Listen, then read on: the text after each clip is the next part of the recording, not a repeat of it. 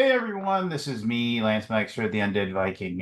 Today I'm going to be talking about collections. Now, I'm not just talking about board game collections. One of the reasons why I'm talking about this today is I spent the last 3 or 4 days, you can kind of see some behind me, going through my role-playing game book collection, getting rid of some stuff, categorizing it, just finding lost treasures, that sort of thing. And I'm still in that process. I've been part of like role-playing games since like I was a kid. I got introduced to them in the mid to late 70s, and it's been an ongoing love affair with role-playing games ever since then. I'm not here to talk about that though. Maybe I'll do that in another video. But over that course of time, I have slowly but surely amassed. I don't know how many books. Too many. Many books. And a few years ago, like right before COVID, I got rid of a bunch. I found an online seller that would be willing to take them, really pennies on the dollar, but I was happy just to get rid of them and get them out of my house, just because I was never going to read them, never going to use them, never going to whatever. And, it was just, they had to go. And that's kind of like what I'm trying to get at with collections here. So when I got into the board game hobby, this was, 15 or so years ago. I mean, and again, played board games before, had a few, but when you really dive in, and those of you who are watching this probably know exactly what I'm talking about. When you really seriously dive into it and you start like researching, and that game looks cool, and that game looks cool, and that game looks cool, and you start purchasing those games and getting those, and your collection starts to grow. And as time goes on, your collection and the number of games in your collection is usually dependent on like a few things. It's dependent upon, your love for the hobby. It's dependent upon your access to resources that'll allow you to purchase those games, and it relies on space. And if you go online, you can read people talking about how I used to have a board game closet, then I had a board game room, then I had a board game hallway, then I had a board game bathroom, and their collections start to absorb all of the areas in their house. And this can be said about any type of collection. Again, I know people that collect records. I know people that collect or used to anyway, collect CDs. I used to have a huge CD collection. Huge. I worked at a music store for years. And so whenever people would bring in their used CDs, I get the pick of the litter at that time, which was a really easy way and a nice way to get a really awesome CD collection.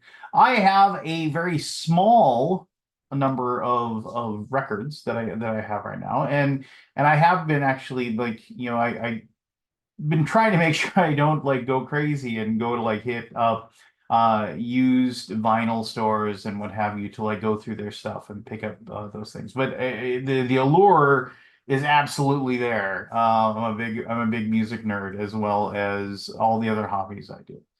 But the point of all this is, why do we collect and why do we have these things, and why do these collections eventually just kind of consume our lives? And this is going to be kind of a serious topic, and I'm going to make light of it a little bit. And so please don't take any of this. I know the process of hoarding, and I know the process of having too much stuff is a very, very real thing. I have family members who can't ever get rid of anything. I have family members that I know that when they will no longer live in their homes for whatever reason, it is going to fall to me to go through their homes and clean out their stuff. One of the like things my father decided, my father is 81 years old. One of the things my father started doing about 5, 6 years ago, him and his wife began just purging all of their stuff. They downsized the house to a very, very small house, and then they got rid of a ton of their things that were in there. And I was kind of proud of them, because it wasn't one of those things where it was going to fall upon myself or my brothers to have to take care of that. And they were able to disperse those things to people. But I'm kind of getting off the topic here. My point there is it's very easy to collect things. Owning things and collecting things and being able to see those things is a very pleasurable thing. it lacks and latches onto that dopamine and it makes us feel good. When I probably had a collection at one point of around 3,000 board games. And that's an insane number. And I know people that have even more. But I was never going to play all of them. I was never going to have enough time to play all of them. I was never going, there were tons that were still in shrink wrap that I just hadn't gotten around to picking up. Now, I was in a very fortunate situation when I was a board game reviewer and I was like doing that pretty much full time. I was able to get board games relatively cheap, and or free. And so that at least the resource part of it was taken care of. But the space part of it definitely wasn't. When I first started getting the board game hobby, I was living in a 3 bedroom apartment with my wife and my young daughter. And then like the third room, bedroom became the computer room for my wife and I to play World of Warcraft together, but also all the board games were in that room as well. When we moved out of that home, and we moved into this house here, and we've lived here now for if I remember correctly, it's like 15 or 16 years now. This house was what we thought was going to be huge. I mean, it was just, I mean, we planned on having another child, which we did. We had a son. And but it was still, with the 4 bedrooms and the 3 baths and the whole 9 yards, we felt that there was going to be lots of room to do things. And then COVID happened, and so my wife now predominantly works from home. And so one of the bedrooms became her home office, and which is fine. I mean, she needs a very quiet place to work, and I'm not don't want to complain. But that was where I kept all my games, and then it was one of the situation where I had all these games, and I didn't have a place to put them anymore. And it was one of those things where, and I told the story before, but when we refinished the flooring in this family room slash basement that I'm in right now, I had to put all those games into storage, and it took us about 6 months to renovate the basement. And I realized that I hadn't really missed any of the board games that I had put into storage. And it was kind of a light bulb moment where I said, "This is stupid. Why do I have all these things?" And I still probably have like 300 or 400 games, and they're still in a storage unit, and I need to get rid of those. I need to get down to 50 or so, and it's easy at first when you get rid of a collection. Any collection for that matter. It's very easy to get because you realize I'm never going to play this. I'm never going to play this. I don't want this. I played that and it wasn't fun. But you start getting into like hard decisions and difficult decisions to make. And I do think that if you've never had a big collection, it's tough to get rid of. If you've got 100 games, it's tough to get rid of 50. It's different. But when you have it's exponential, right? When you have 1,000, it's easy to get rid of 50 of whatever. And it's difficult. There are lots of games where I'll that I know I'll never play, but I can't get rid of. Just because of the fact that they're either rare or out of print, or I can't handle it. Or I just can't handle the idea of not having it because it just latches on to some time in my life or some purpose in my life. Like like the very first game I ever got as a free review copy, it was this zombie game it's really not that great of a game. But the fact of the matter is somebody sent it to me for free. I've kept that. And I mean I played it like, probably I haven't played it in years. I played it, 2 or 3 times to do the review, but I still since just haven't played it. But I can't get rid of it just because it latches onto that. So what is the difficulty in having these collections, right? So I mean, you can't see it, but I mean, there's this giant stack of games, that stack of books, that stack of books behind me. That is a stack of books that I am going to be shipping off to somebody who's going to give me, 25 cents on the dollar for those books, because they have a big online presence, and I've worked with them before when I got rid of stuff, and I'm going to be happy once it's gone. Once I get those into boxes and I take them to FedEx and I ship them off, I'll be really happy that they're just gone and done. But you can see there's a bookcase. You can kind of see it right over there. You can see that's full of stuff. Now, there's a lot of books over there that I'm never going to read again, that I'm never going to look at, never going to touch, never going to whatever, but I just, for whatever reason, they didn't make this cut. But they will. A lot of those books over there will make that cut. Then I've got two bigger bookshelves over there that there's bookshelves in there that are going to make a cut that I'm going to get rid of. I have that door, you can see that's right there. Behind that door is another collection of old RPG books that like date back even further. Like I haven't extricated all, like there's a ton of like Earth Dawn books, Battletech books, and so on and so forth that are behind that door that I want to drag out. I want to take a look at again and decide whether or not I'm going to keep those or get rid of them as well. And those are tough decisions, and it's the connection you have with them that you have to break, and you have to kind of move on with your life. Now, the whole point of this is like why it's bad to have, and I realize that the title of this is kind of like a negative thing, and I'm going to just say right now that if you have a giant collection of blank and you like love it and you have enough space for it and it isn't impeding anything in your life to have it, then you should have it. And you should have it and you should keep it and you should do whatever you want with it. What I say doesn't matter. But what I'm going to say is, and then I realize like the title of this video is a little bit alarmist or whatever, like why you shouldn't have giant collections of things, is that there's a few things that I want to touch on. First of all, um the and this is again my opinion. Uh,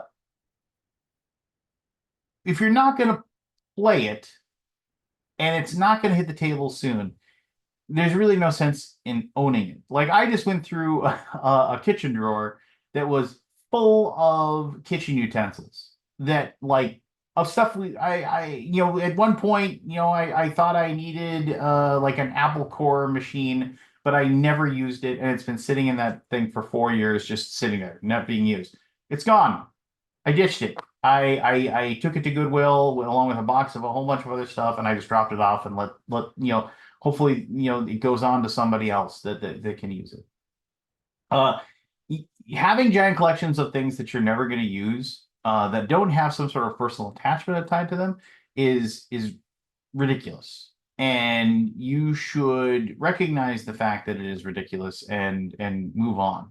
And I realize that's tough. That's super tough to turn that key. And me saying it isn't going to change anything. But I guarantee you there's going to be a common point in your life when you realize it. If you want to know how you realize that, go to an estate sale someday. My wife and I go to estate sales. We enjoy them. We like looking at the things that people have collected that are now being given up.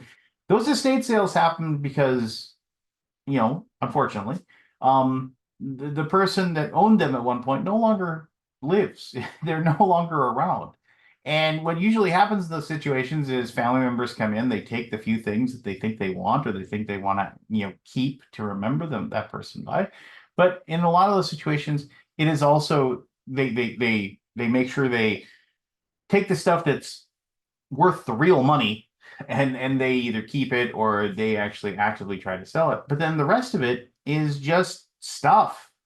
And you have an estate sale where basically you open up this person's house and you put a price tag and everything, and you let people come in and walk around and pay next to nothing for the stuff that was owned by this person who's no longer around. And in a lot of these situations, you go in there and they have giant collections of stuff that they are never I'm sure at some point they probably gave them some joy or where it was a process of buying it and having it or whatever. I'm sure that was something that made them happy. But the thing about it is that now it's a burden on somebody else. And I mentioned my father earlier about how he did that process to get rid of all those things so he wouldn't have a burden that he would give to myself or his wife or whatever. And it's like it's something that you should do. And my board games are absolutely one of those things. When I had 3,000 board games, if a bus came out unexpectedly and splatted me on the sidewalk, my wife wouldn't know what to do with all that stuff. She'd have no idea. She'd have no idea how to collect it, no idea how to put it together, no idea how to send it off or whatever. And the same thing goes for all these books that I have. I have no idea. And there's a problem that people have is that the collecting becomes more of a hobby than the actual hobby itself. And this goes for any collection, a collectionist, if you will. It is the hunt, it is the seek, it is the find. It doesn't matter if it's baseball cards or comic books or vinyl records. That is the whole thing about like discovering that diamond in the rough, finding that one LP of like some live session of the Doors in this one section in a backwoods used vinyl shop that you didn't even know existed. I mean, that is more exciting than they probably actually of the playing of that record. Now, the I guess my ultimate point here is that your collection is eventually going to consume the area you live in. It's going to consume way too much of the resources and money that you have that you uh, are able to spend. I mean, and I mean, absolutely there's going to be people out there that said, no, I allow myself X number of dollars uh, each month that I can spend on this hobby, and that's all. And I regiment myself to that. But most of us do not have the capability and to do that. I myself included spent way too much money on all of the hobbies that I've been involved in. And to the detriment of like not being like a good parent. I mean, in some cases, and that's tough for me to admit, but it's just kind of like one of those things where it's like, do I really need to buy back another $500 all-in Kickstarter? Perhaps I should save that money and use it to help like my kids and their activities and things like that. Absolutely. I mean, with that $500 being saved, and much better idea, much better process for me than that like moment of happiness when I get that giant all-in game that I play once and then put on a shelf and never look at again. I mean, absolutely. But it's tough. It is really, really tough to break that hold of getting things, collecting things, having things. It's tough to break that process. I mean, in that closet back there's probably like 1,000 graphic novels back there. When I was not married, when I didn't have kids, I went to the comic book store every week and spent 50, 60, 70, $100 a week just buying graphic novels that I was going to read once, maybe, and then never read again. That's stuff I got to get rid of too. And I need to get rid of it, in one of those situations I need to get rid of it. I need to find a library that takes that stuff off my hands. And I need to so other people can read it and enjoy it because there's no sense in me owning it anymore. And I guess in this day and age, I guess somebody at Gen Con actually said something to me that made sense to me. I don't think board games are for owning anymore. And I was like, what are you talking about? And he's like, well, think of it this way. He said, when you go to a movie and you go to a movie theater, and I realize movie theaters are probably on their way out, but you go to a movie theater, you take your wife, take your kids. He said, you're spending 60, 70, $80. You go to that movie, all the food, ticket, everything involved. You don't get to keep that movie.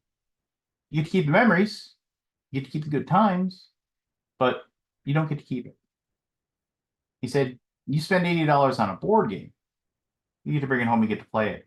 And it's fun. You get to maybe play it again. You get to maybe play it again. What are the chances, he said, that you're going to play that game 2 years from now, 3 years from now, 4 years from now? Not great, right? I mean, like we all have our 10 board games that we're excited to play, and we'll play them anytime we want.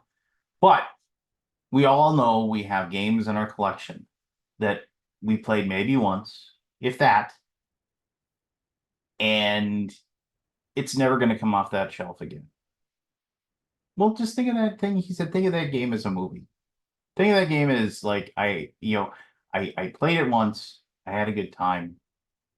Now I need to sell it for $10 or $20, at least to get a little money back and give it to somebody else and get that off your shelf. So my whole goal right now is to get like my book collection, my RPG book collection down to a reasonable number, like 500 books.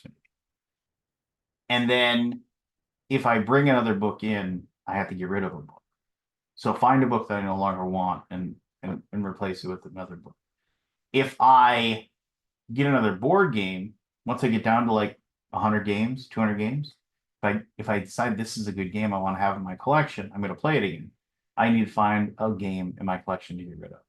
And if I can maintain that, if I can do that, it will keep my collection under control and it won't turn into this giant issue or this giant problem down the road.